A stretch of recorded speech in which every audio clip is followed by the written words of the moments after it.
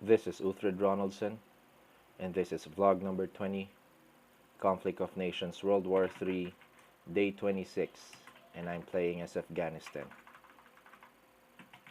Alright, today guys, I'm gonna show you what happened yesterday. I'm gonna show you the battles that have happened. There's a critical battle that happened last night, which I wish to share with you guys. Unfortunately, it didn't happen right here when we're doing live, so I have to record it so I can show it to you guys. But before we go there, I just want to show you how the map looks like right now. And by the way, I am already at war with Turkey, and this is the current situation right now. This is what the map looks like right now. And we have some battles that happened along the border here, but he's not able to stop my advance as I go on and advance with all my my infantry, national guards, as well as motorized infantries, and then supported by my fighters, my aircrafts there. So, but Turkey is proving to be a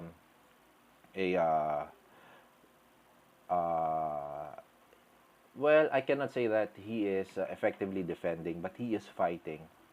Um, he does fight, and well, he loses lots of units. He has more casualties than me, but as long as the person is fighting, then that's better. That's better rather than not doing anything at all. So let's go ahead and check the news from yesterday and see what happened. So we're already at day 26. Let's go back to day 25. Okay, so this is the latest event that happened right before we go to day 26. So here, so Arabian Sea AS-06 64th destroyer United States has been destroyed by the 12th Task Force after heavy fighting. So this is, so yesterday two destroyers, or one destroyer and one frigate, have appeared in the Arabian Sea near Hyderabad, and we're able to destroy them with my combined task force, with my combined 12 task force and the 28 task force. So right after that, after destroying the 64th destroyer, the 98 nuclear cruise missile has been launched, and fortunately our 12 task force was able to put them down from in the air with my anti-air or anti-missile defense. And then another missile, the 100 nuclear cruise missile, was sent and was destroyed by the 28 task force. And then another nuclear missile, the 97th nuclear cruise missile, was sent, and it was again put down by my 12 tank destroyer. So that's three nuclear missiles that was launched and was stopped by my task force. So that's that's a big win for us. And then we have the aircraft carrier Doom, United States, has been defeated by the 28 task force.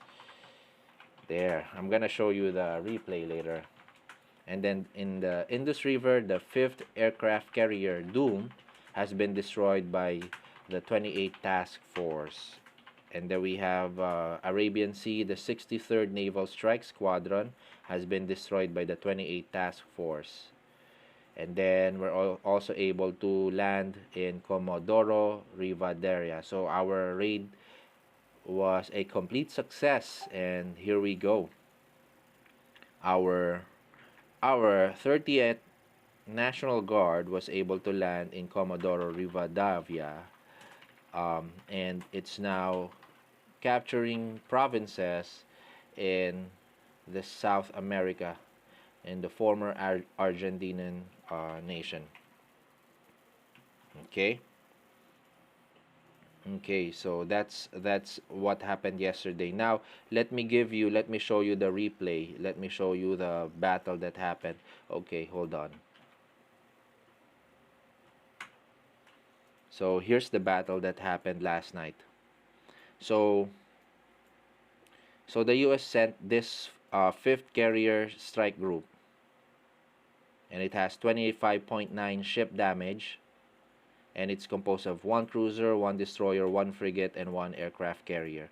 So that's the fifth, and there's another one there, the unidentified surface vehicle, or surface. Uh, that is composed of two cruisers, and that's the 63rd Task Force, currently not being seen here. So if you will see, I have a total of 11 ships. So I have the 28 Task Force and the 12 Task Force, and also I have one recently mobilized destroyer here. What I did is I focused all three of my attacks against the fifth um, aircraft carrier, against Doom. And what's funny is that he actually set this to attack Hyderabad. So he actually set the attack to Hyderabad. So when the fifth carrier strike Doom appeared here, the first attack he did was towards Hyderabad. So if he attacked me right away, I would my fleet would have been wiped out, because the life or the hit points of both these fleets are more than 200 points, and my combined hit points are just around 300 points. Though my damage is stronger, but third naval strike squadron, though the elimination of his naval strike squadron was not captured because I was already sleeping by that time. So there. You know what? I was thinking before this battle have started, this naval battle, that if I lose this naval battle here, then he will gain dominance.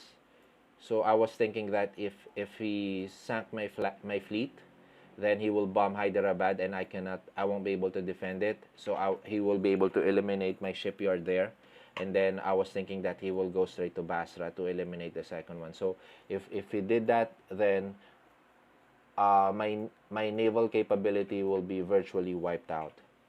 Because if I will try to rebuild shipyards somewhere else, then if he spotted that, if the US will spot it, then he can destroy it again, and by doing that I will just be destroying, or wasting my resources.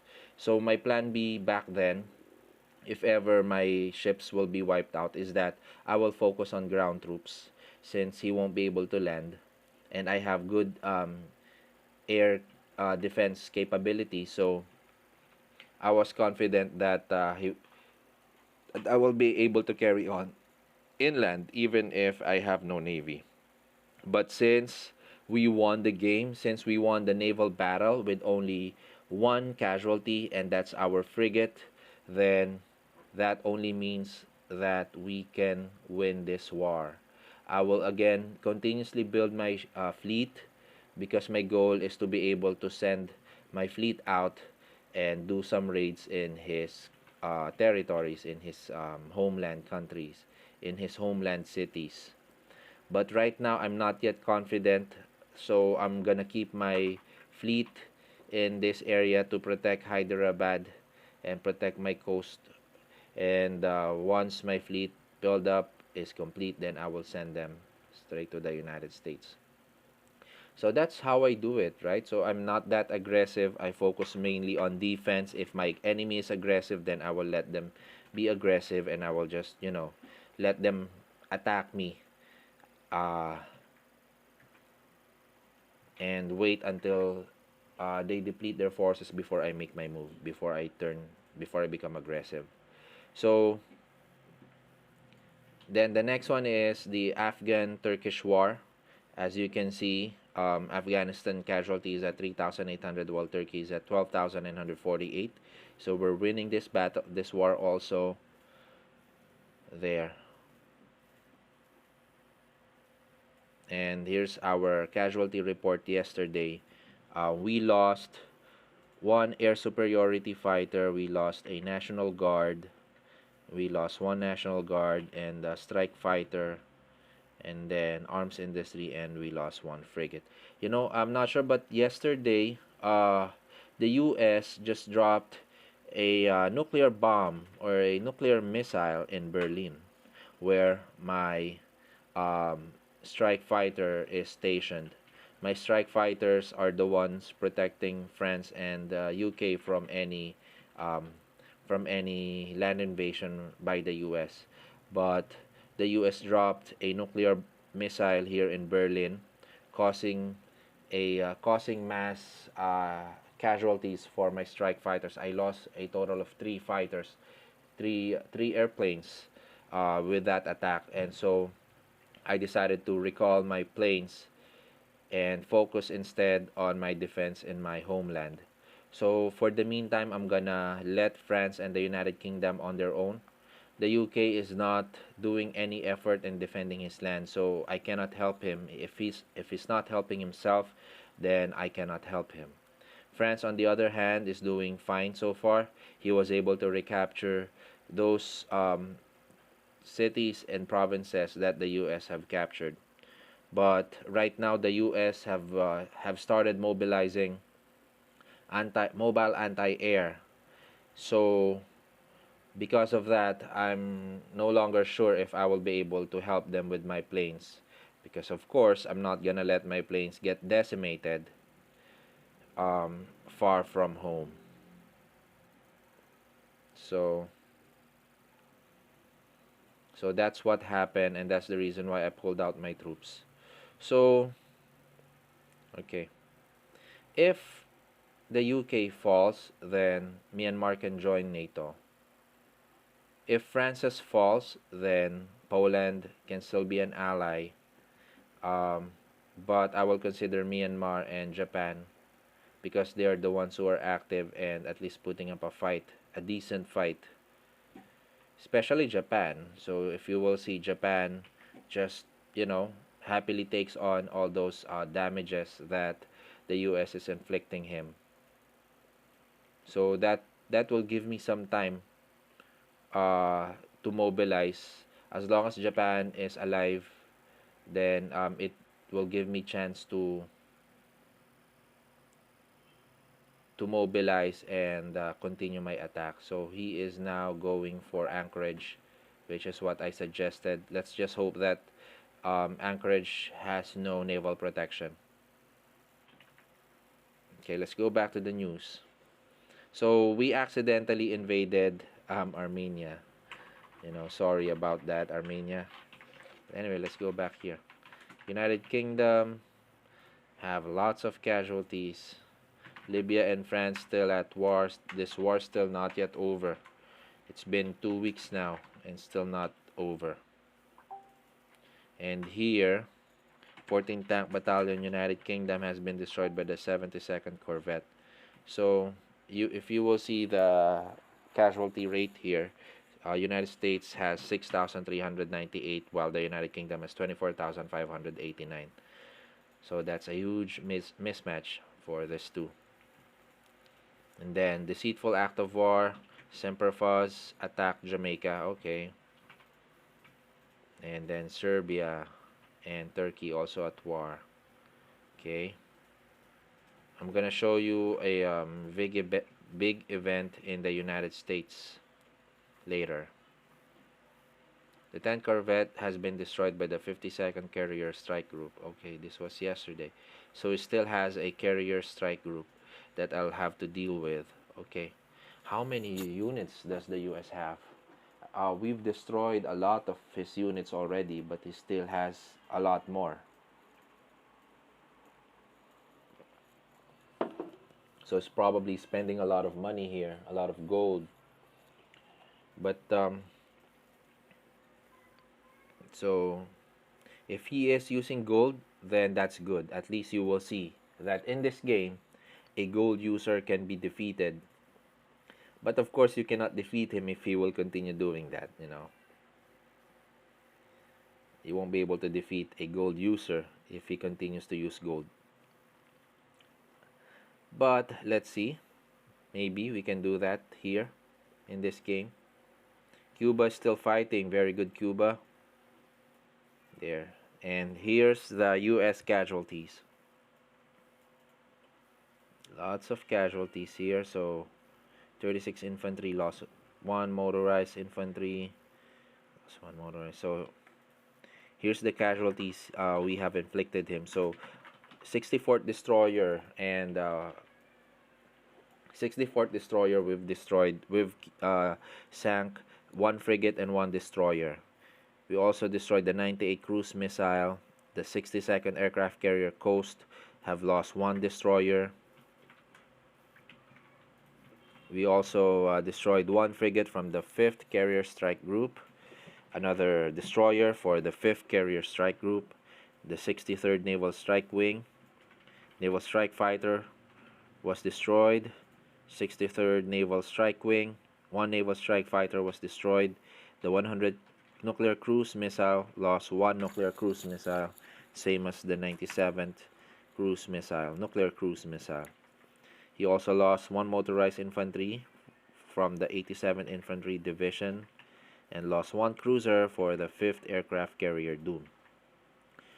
And lost another 2 naval strike fighter over the Indus River, and he lost his aircraft carrier Doom, which is the end of the 5th aircraft carrier fighter group. And we also killed the 63rd Naval Strike Squadron, and there the 62nd aircraft carrier Coast have lost 1 cruiser also. So that's a lot of damage inflicted to the United States. He lost a total of 6 vessels right in that battle, and another 2 prior to that naval battle. So that's a lot of casualties, and he still has lots of ships nearby.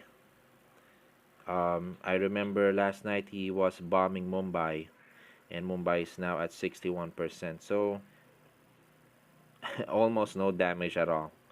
So there.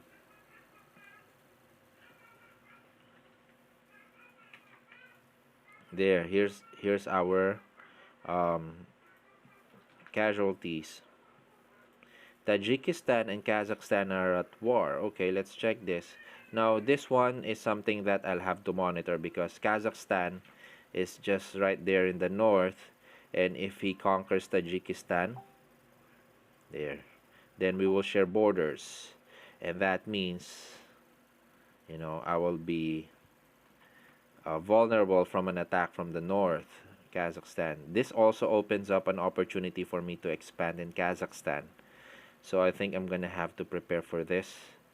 But that situation will open up 3 fronts. So I need to finish the Turkish front as early as I can, so that I can focus them on Kazakhstan. So I still have to monitor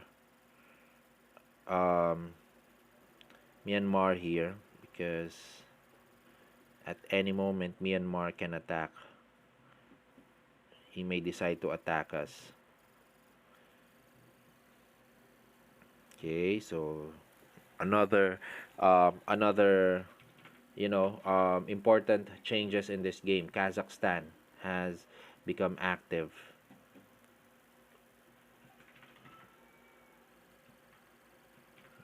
This one will inflict more casualties, so I'll have to take it out with my planes. Okay.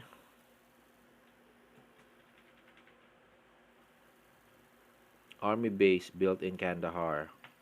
So because I'm thinking of mobilizing a theater defense system to protect my cities from nuclear strikes, but we're gonna wait. My resources are not yet capable of producing them. Okay, so there, another important event have happened. So we will go ahead and continuously produce ships in our 2 naval yards. I'm gonna annex one more.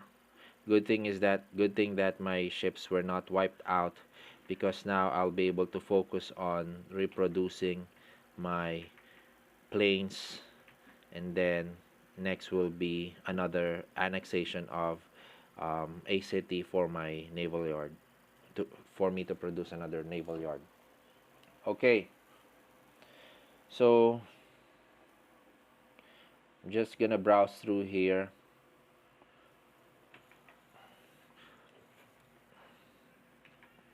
Let's talk about Myanmar. We have exchanged message yesterday, and this is what we've talked about. So while I wait, I'm gonna conquer Malaysia and Singapore. So that's fine with me. A war with against Australia might be impossible. They have the US as their coalition member. I have an option of joining Australia's coalition, and he said he had technical issues. We could join them and have a powerful navy by our side. Nope, he is a traitor. Okay, well, rip France and UK. USA invaded. Check US cities. They are all going to rebel. You can join Australia. That's on you. Oh yeah, but we will become enemies. I do want the Asian territory next to me, which I was hoping to get. I want to take out UK and take back my rightful territory, but I also want the land next to me. Oh, go ahead, attack UK so we can remove him. Well, I started attacking UK too. I'm not pressuring him to attack Australia, but I think now is the time.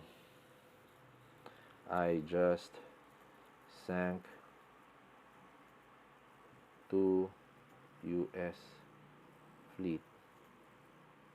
I sank a total of, so that's 7, 8, 9, 10, 11, 12 ships yesterday,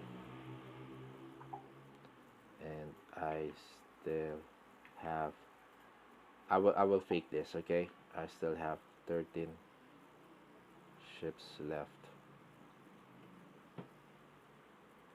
There. I just sank 2 US fleet. I sank a total of 12 ships yesterday, and I still have 13 ships left. US lost. The US just lost all his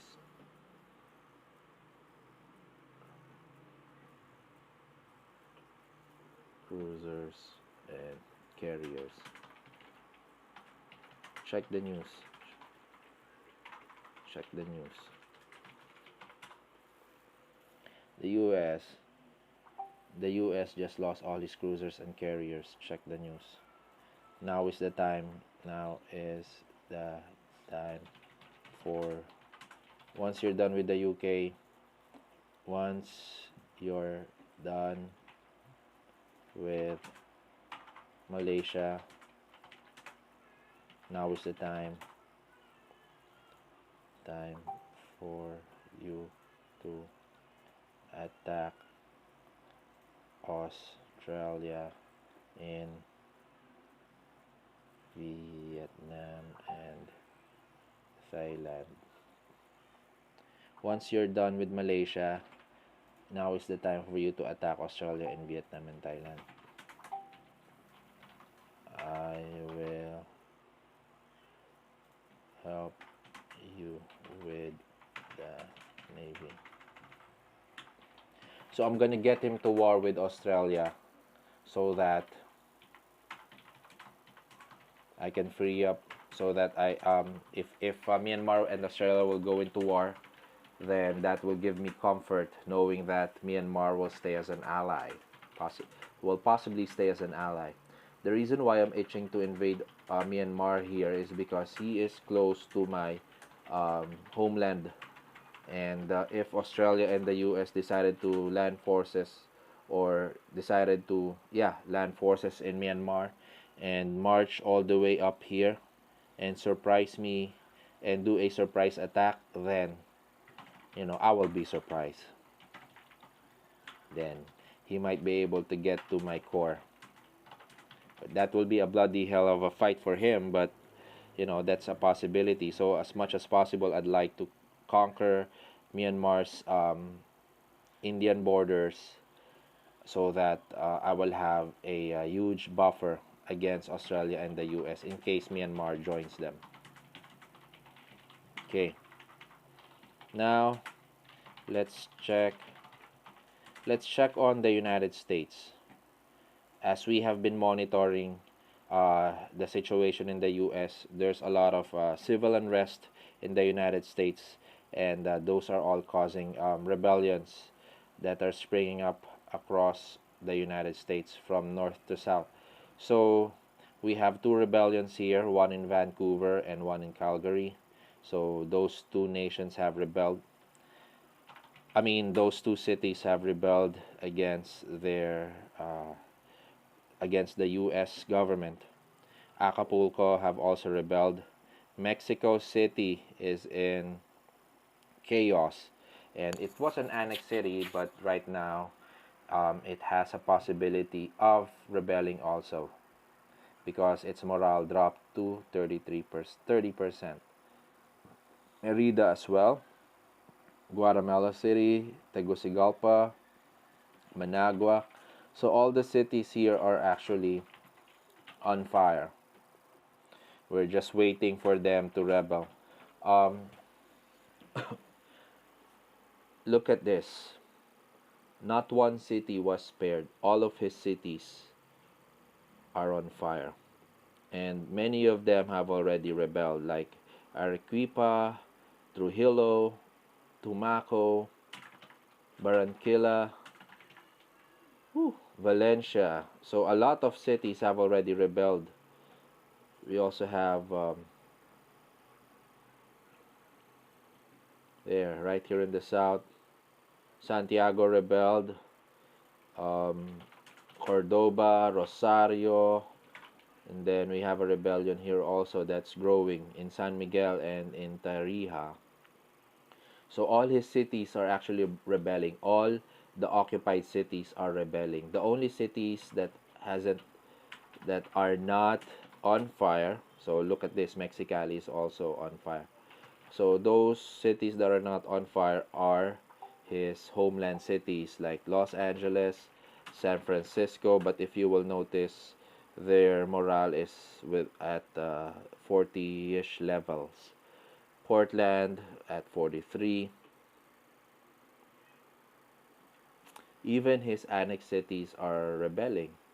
So look at that, Montreal and Quebec. Quebec is an annexed city, but this one is at 21%. So no cities was spared, and even Halifax, which is far from the front, is at 31% morale and has a possibility of rebelling. New York is at 46%, while the capital, Washington, D.C., is at 77%. So overall, the U.S. is in big trouble.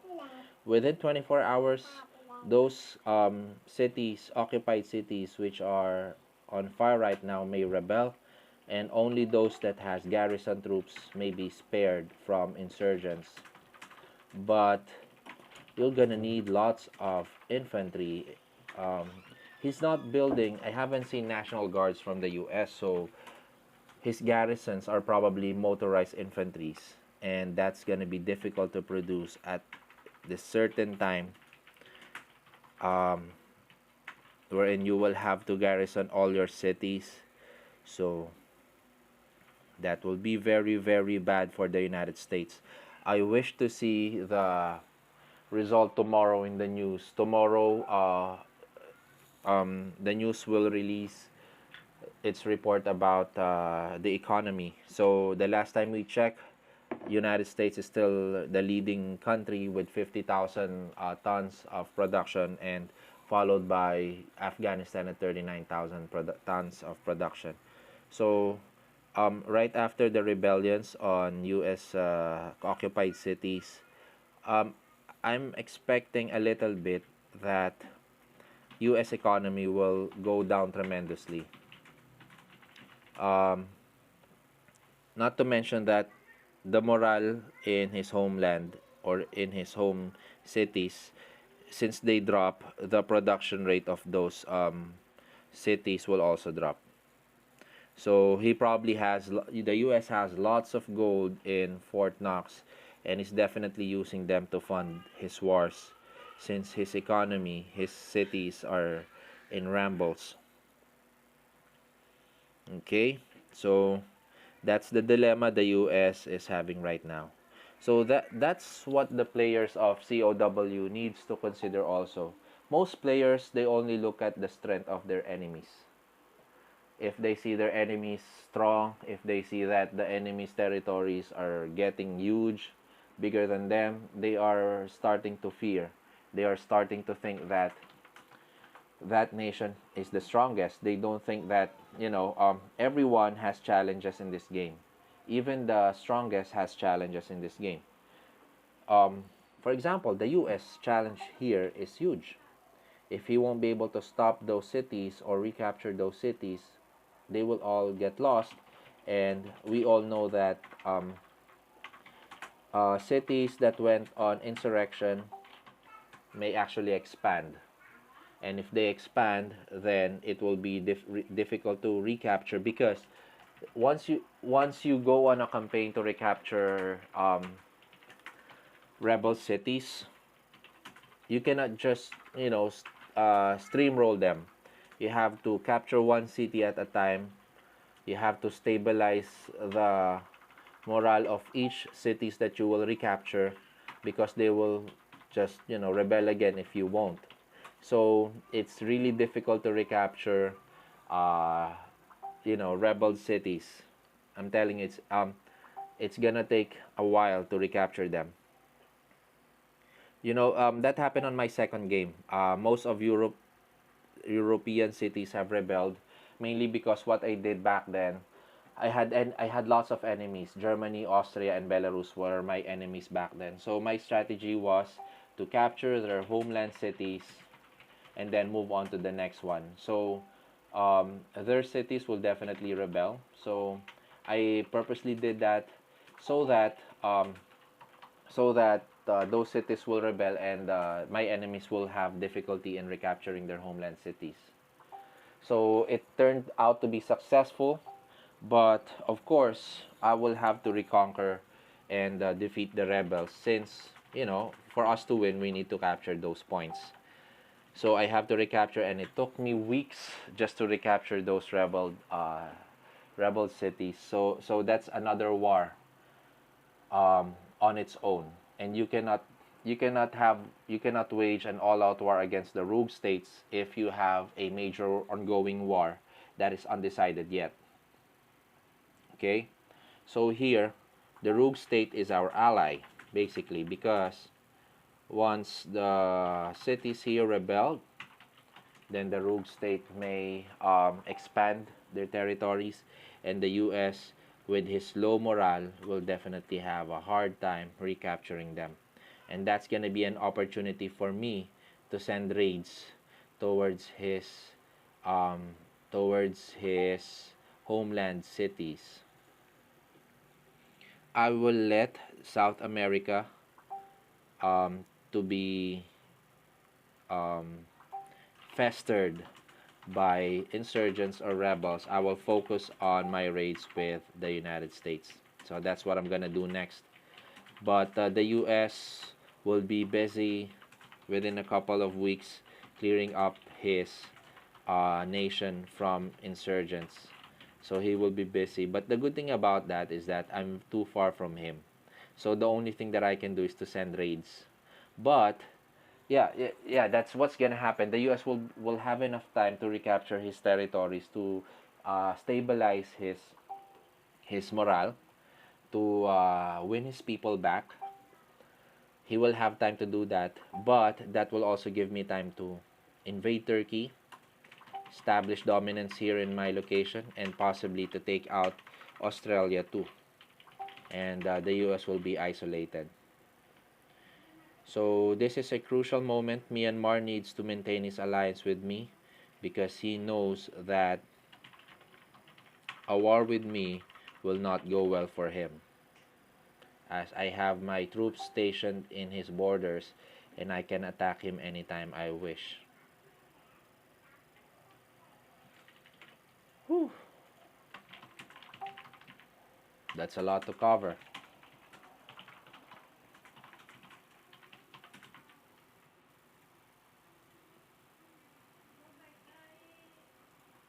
Okay. So look at this one here. So insurgents are rising up here. So I'm gonna capture Alexandria. So I'm just capturing French cities and territories that rebelled. So my forces here are dedicated on recapturing cities. I think I have to leave this. You know, if that city will rebel, then I will capture it for myself.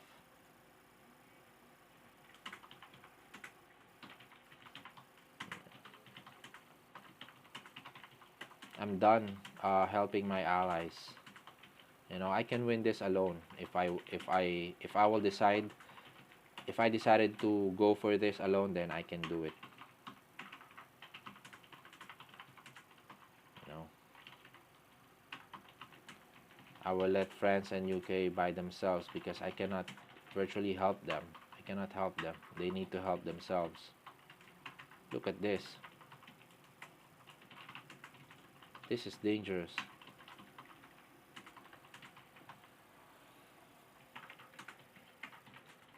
It's returning to Rabat. Okay. He doesn't have an airport, so whenever if he will send troops out, it will go to London first before it goes to Africa. Oh. So UK is also at war with Spain. See? What a nice strategy there. Going at war against everyone else, even if you're not capable of doing so. You know, the way I approach this game is like, I think of this as the leader of the Afghan nation. So, the lives of my people depends on my decision. So, of course, I'm not gonna allow my enemies to conquer my homeland because my people will suffer, and Afghanistan have suffered a lot already during the decades after its monarchy was overthrown. Um, During the 1970s, the 1960s, Afghanistan was a progressive nation. It has strong economy and strong military. Um, the only It started its decline when its monarchy was overthrown and when the Soviet Union attacked Afghanistan. So that's the start of their decline. So, but this is the renaissance of the Afghan nation. And so we have an empire stretching from India all the way to Turkey. And we will continue to expand even more. So, if we will check the scoreboard, we are now second. United Kingdom fell on the fourth place with only 19 cities left. So look at my NATO friends here. Oh my.